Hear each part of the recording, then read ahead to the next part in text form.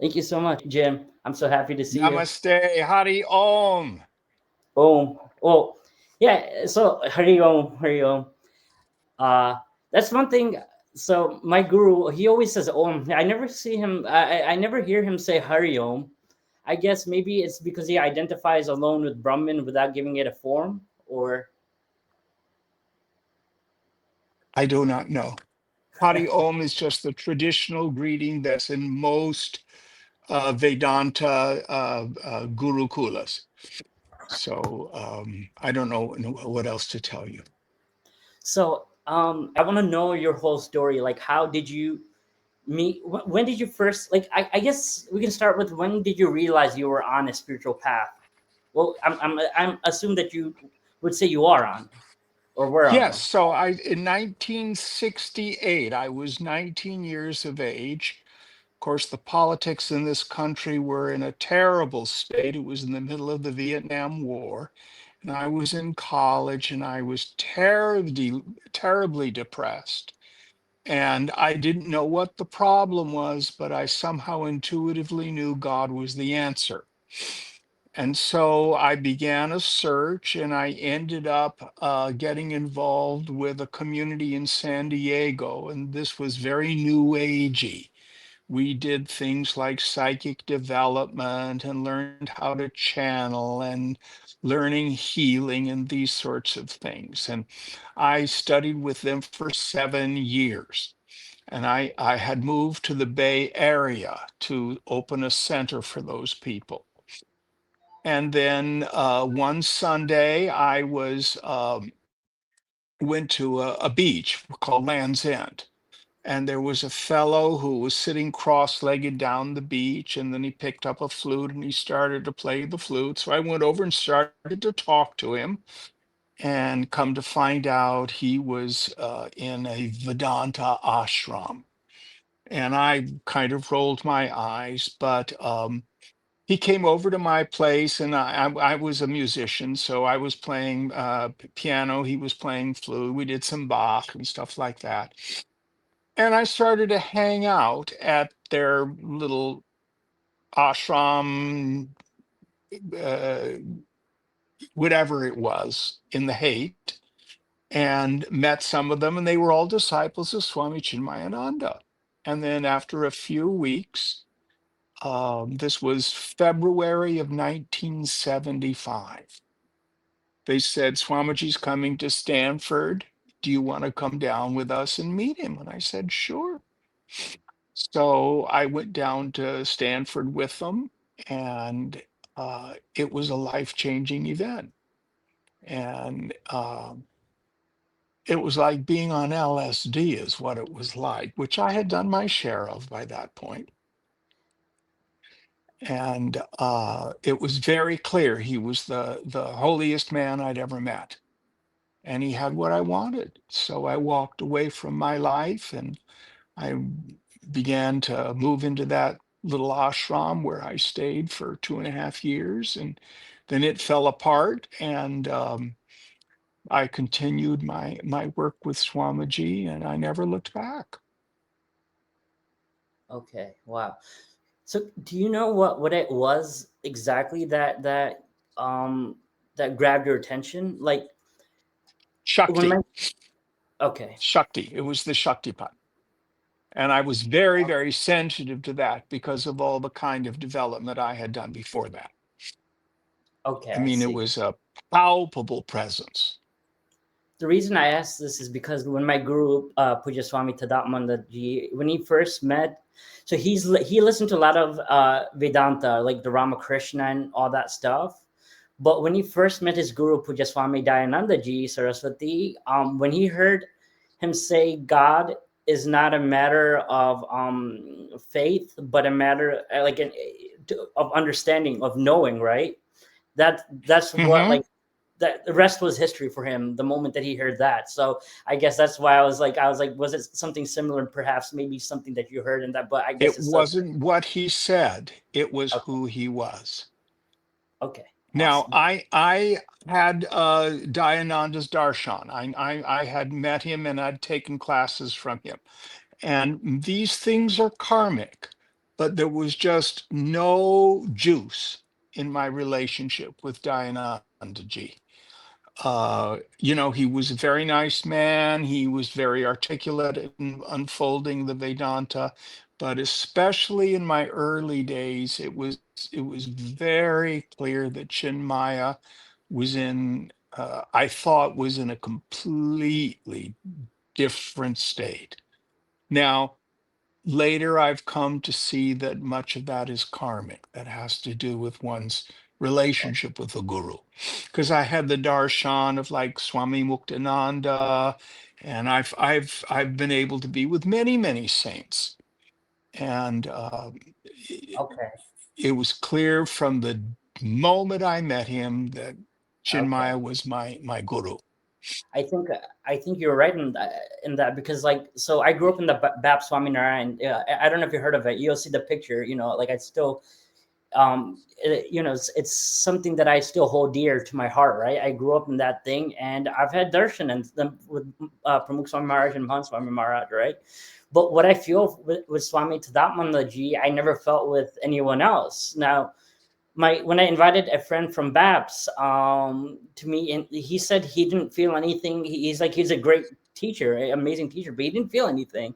But what he feels Exactly. from BAPS Swamiji's is something that and so I guess just These are karmic. Yeah, these are karmic. I guess so now so And after yeah, go ahead. so the inner guru will lead us, and they the old adage that when the student is ready, the guru appears. And he Oh, was the perfect person for me. And then as he began to unfold the Vedanta, it made so much sense. And for me, it wasn't like learning anything new. It was almost like I was remembering something that, oh, I'd forgotten. Yes, of course. It was an amazing experience. it's beautiful. Wow. Yeah. Okay. So I guess And I've had no desire to go guru hunting. He had everything I wanted. okay. Did you I guess so did you take I guess I assume that you never took sannyasa, and so like I guess did you ever get into a family life, or how? No, I'm a bachelor. Um, uh, I never took the brahmachari training course. So in some ways, I'm an autodidact. It was all my relationship with Swamiji. Although I'm well versed in the scriptures at this point. In 1993, Swamiji did say, Jim, I think it's time for you to take sannyas. And so I said, okay. And he said, meet me in Bangalore on Shivaratri. That would have been Shivaratri of 1994. And so I went back to San Francisco. I closed my center. I gave away all my stuff. And then he went from the Bay Area. Krishnalia was where he was, which was our ashram up in Humboldt County. Went to Virginia, taught a camp there for a couple of weeks. Then he went back to the West Coast to San Diego, and he was there a week and died. So now what do I do? So Swami Tejomayananda, who was then selected as the new head of the Chinmaya mission, I knew well because he had been the Acharya of the San Jose mission. And he's younger than I. And so I never thought of him as my teacher. He was Guru Bhai. And he said, Sannyas, he came back to get his stuff in San Jose and asked to see me. And he said, sannyas is not something I can do. That was between you and Swamiji. Besides, the Indians won't accept you, and to the white people, it will make no difference. So I got to renounce renunciation. Wow, that's wow. I love that. So So I live as a brahmachari. I wear white when I teach, and I'm just an ordinary guy in the world. I don't I don't need a uniform, and I don't have a Sanskrit name. I never asked for one. Swamiji never gave me one. So I'm Jim, you know. Yeah, And beautiful. I but again, it's not about credentials. The credentials are meaningless in the end.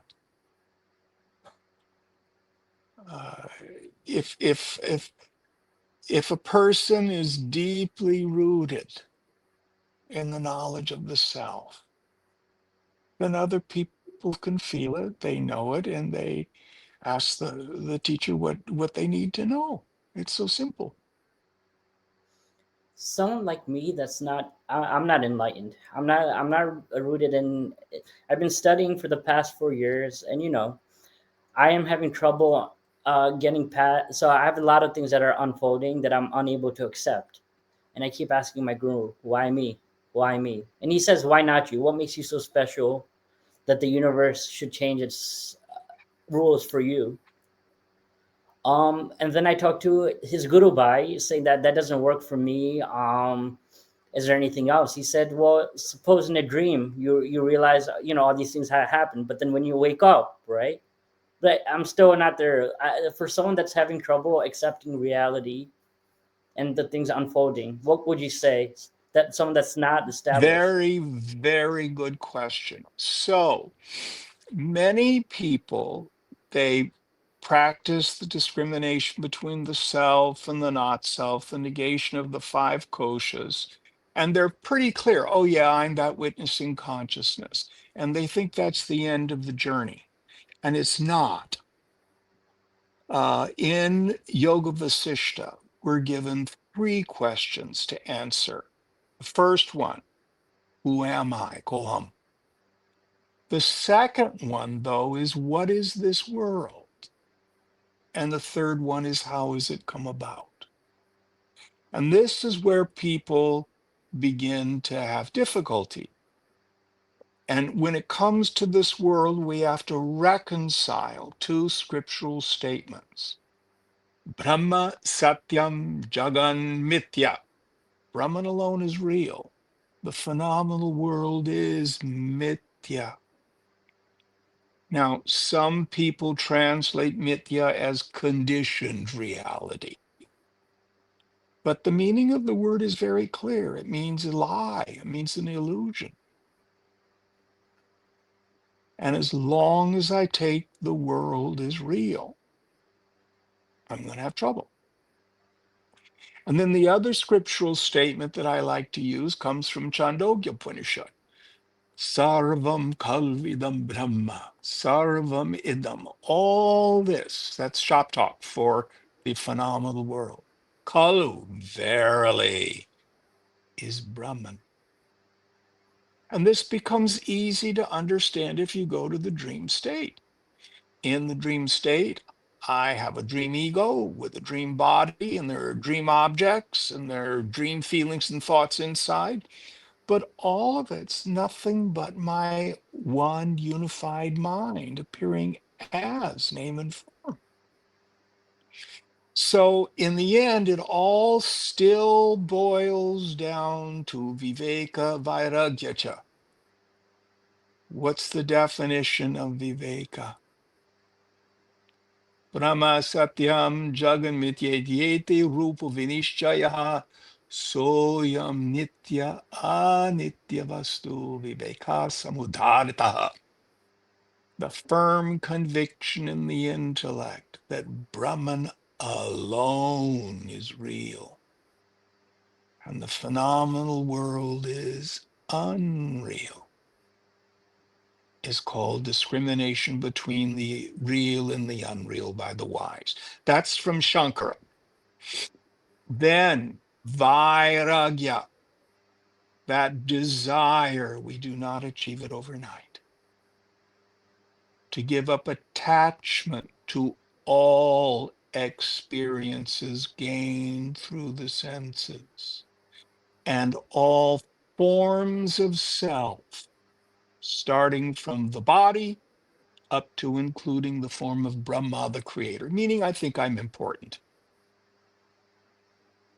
So that's really all we really need to do is discriminate and detach. So if you're having trouble, probably you're attached to something, or you think you're a person and you haven't worked very hard on shifting that sense of identity away from the equipment to that witnessing consciousness. Now, that's the core of Vedantic sadhana. Is that useful? That is. That is. Thank you so much. Next So question. probably, whatever it is that's gone on in your life that's upset you, I don't know if you feel safe in this interview talking about it, but probably you're either attached or identified. Yes, I am. And what the scriptures say is all of it has to go without exception. I'm sure you know the very classic metaphor of the snake and the rope, Yes. right? Yep. Keep smooching the snake, you'll never see the rope. I did not hear it in that context. That's beautiful. Wow. um, so the next question that I really want to ask is, so I'm very close to my guru, and when your guru passed away, did you have like enormous sadness, and how did you go about just feeling it through and stuff? Eventually, I know I'm gonna lose my guru. That's a very good question. He went nowhere. For, 20, 30 years, all he did was thunder, you are not the body. So in the beginning, he was that man in the orange robes who spoke so eloquently. And then I learned how to tune up my mind to him. And he was just emptiness and that thunder of silence. And then I realized it was all a trick. That was my own swaroop. Hmm. So even today, when we're unfolding scriptures and everybody in the satsang is deep in their direct experience of the self, and it's so quiet, there's a piece of me that wants to say, meet Swamiji. He went nowhere. Why should I grieve? He went nowhere. Now, very early on, he didn't say it directly to me, but I was there when he said it. He said, if you cannot see who I am, then just treat me as a mouthpiece of the scriptures. Do not get involved with my personality. So I never tried. I wasn't interested in his attention or his approval or all that kind of stuff. No, it was business. I wanted the knowledge. And he loved me a lot. So It's no, beautiful. I had no grief and never did.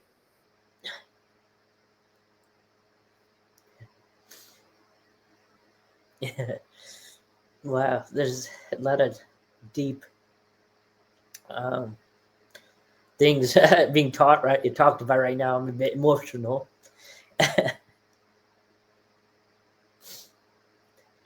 So I guess what I'll say is that what drives you now? Do you have any desire to do anything, or like what motivate? Like, I retired. I was a professional musician, and I retired from my last job 11 years ago.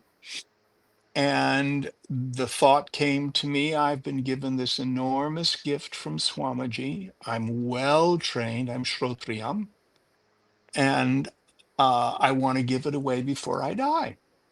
So I began to more seriously start to make myself available to teach.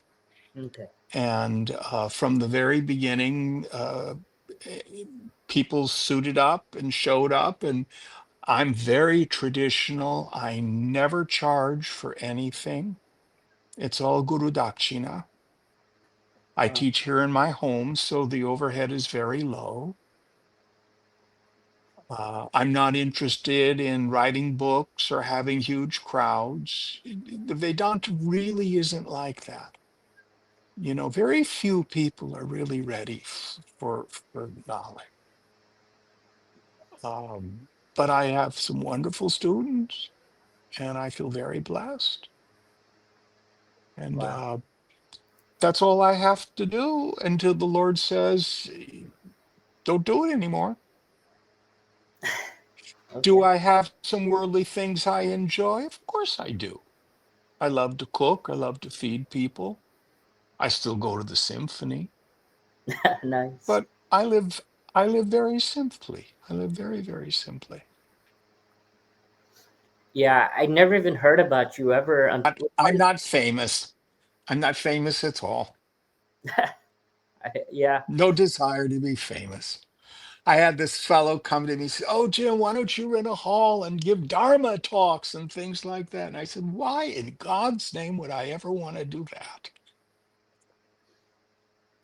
So, what's your? Do you, I'm not here for entertainment. okay. What can someone learn with one talk? Hmm.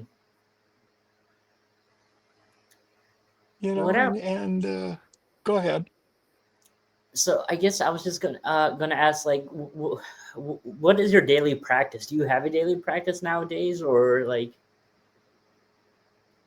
Well, the Lord kind of tells me what to do. I enjoy meditation. Um, there's a very famous Shankara hymn, Pratha Smarami Hridhi, in the early hours of the morning. I remember in my heart the absolute. It's beautiful, beautiful little hymn. So yeah, I revel in the self. Um, but my calendar fills up. So uh, there was a fellow who was here at 10. There was another fellow who was here at noon, and now I'm talking with you. It This is a great blessing for me. I'm so happy that you kind of agreed to this. So thank you. I am your servant. That's all I have to do. Someone once asked Swamiji what was his title in the Chinmaya mission. And he said, Mukhya Sevak, head servant. Now they call him Pujya Gurudev. I think he'd be spinning in his samadhi style if he knew that. That's funny. He was completely approachable,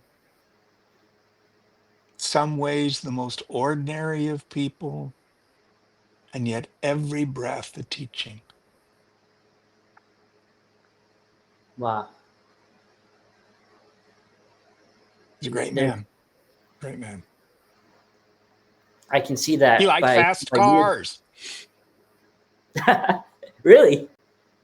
Wow. Oh yeah. So like he'd come into the airport in San Francisco, and there were usually a couple families that would be driving up to Krishnali in Humboldt County. And he always rode shotgun in the front. Sorry. And he would always say, Fasta, Fasta. He loved to like go fast in fancy cars. Yeah. Okay. So someone like me who lacks preparation, I guess I still do I do the best karma yoga, bhakti yoga, whatever, but I'm not prepared yet to really be steadfast in this knowledge.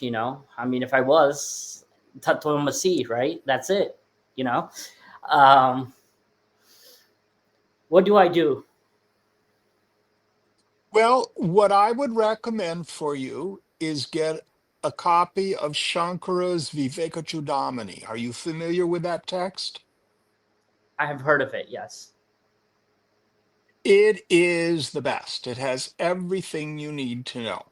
Swamiji Okay. used to say the Bhagavad Gita is the milk of the Upanishads, and Viveka Chudamani is the cream. Its Okay. beauty, excuse me, is it sets out the path and the goal in a linear way. So it starts even allowing the Shisha, the student, to be identified with the body. He talks about the glories of a human birth, attaining to full manhood, this sort of stuff. And then he takes us through a process. I say idiot in, Jnani out. So if you were to start a real study of Viveka Chudamani with a good commentary, now, of course, I'm very partial to Swamiji's commentary, but it's not the only one. And not only read everything Shankara wrote, but endeavor to do everything Shankara says. Then you will progress. And if you're having trouble in your sadhana, probably you need to pay attention to what we call being adhikari, the qualifications of a fit student. And in Shankara's Viveka Chudamani, those are very beautifully laid out. That's usually where the problem is.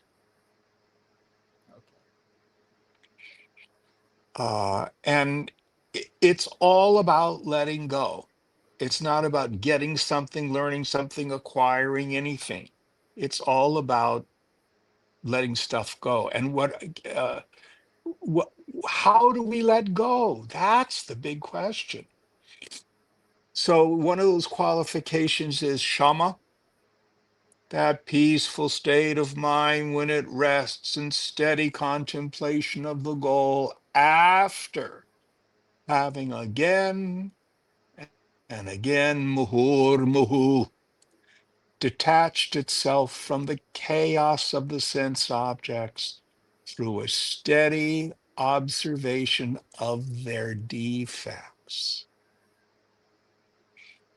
When I really, really internalize what's causing my suffering.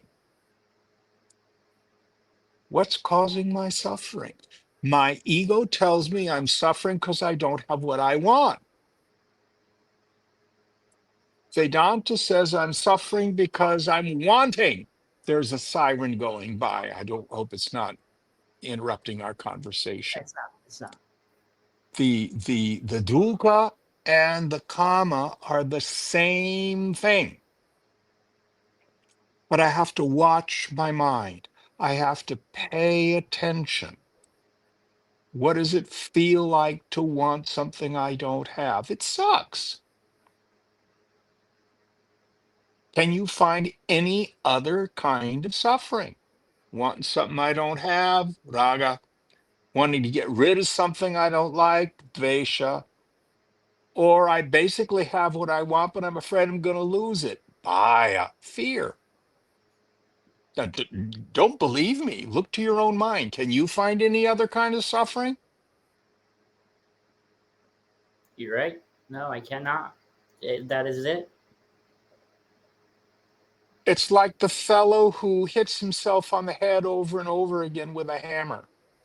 And somebody says, "Why are you doing that?" And he says, "Oh, because it feels so good when I stop." That's what you and I do. I Yeah. want money. I want sex. I want attention. I want a beautiful body. I want a fancy house. I want people to pay attention to me. That's just hit yourself over and over again on the head with a hammer. And when I get the money, the house, the sex, etc., for an instant, the karma goes away. It's really a taste of my swarup. The world Oh, isn't bad. The world is just shunyata. It's just void. wow. Okay. There's nothing there. But you can hear that. You can read about it. But you will never realize the truth of it unless you watch your mind. You have to make friends with your dukkha and own your ananda. I think it's the rays at work that made me happy. No, it's a kiss of the bliss of your own self nature. Do you know who Vidyaranya was? He wrote a really cool book called Panchadashi. I've heard of it though. Do you know this text? The last 5 chapters are the Ananda section. He talks about the 3 ways we experience bliss. Vasanananda in deep sleep. No matter what your problems are, they go bye-bye in deep sleep. Proves to us I don't need to have stuff to be happy. I just got to get rid of my miserable mind. Second section is Vishayananda, the bliss through the sense objects. And he goes into depth talking about how it's really just a taste of my self nature. The objects are neutral. And then, of course, the last Brahmananda. What's the term he used? Brahmananda rasa swad. Swad means to taste. Rasa means juice. So the jnani has the capacity to merge his mind into the self, to taste the juice of the bliss of Brahman. Atmaramana, to revel in the self. That's what pulls us out of the world. Wow. Is that helpful? Absolutely. This has been an amazing interview for me. I guess the reason I want to cut it short is only because I am so excited to publish this as soon as possible that Well, I'm have nothing else to do. I am your servant. so there will definitely be a So you part want to 2. do another one? Just let me know. All right, awesome. So Call me up, and now I know how to do this. I guess I just want to ask, just say if you had any last words for today, what would you say? Do good, be good. In the early stages of yoga, we have the yamas and niyamas. People tend to ignore how important those moral precepts are. They help sharpen the sword, the wonder sword of knowledge.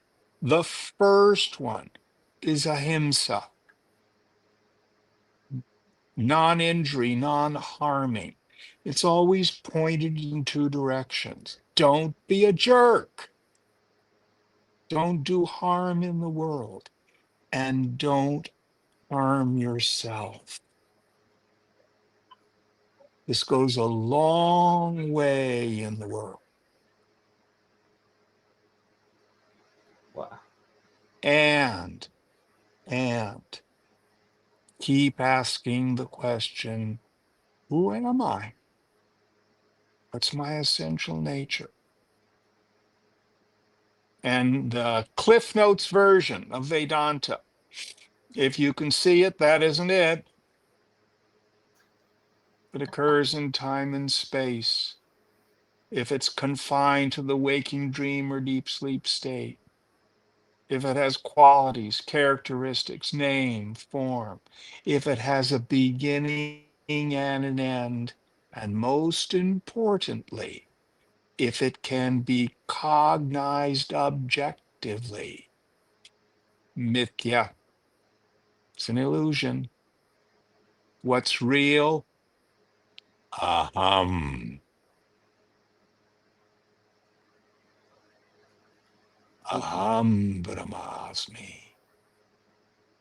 Chidananda Rupaham Shivoham Shivoham. Okay, good place to stop. Thank you so much. I'm at your feet.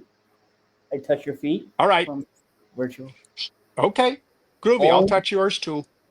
Om Tat Sat. Om Tat Sat. And that's the truth. Bye-bye.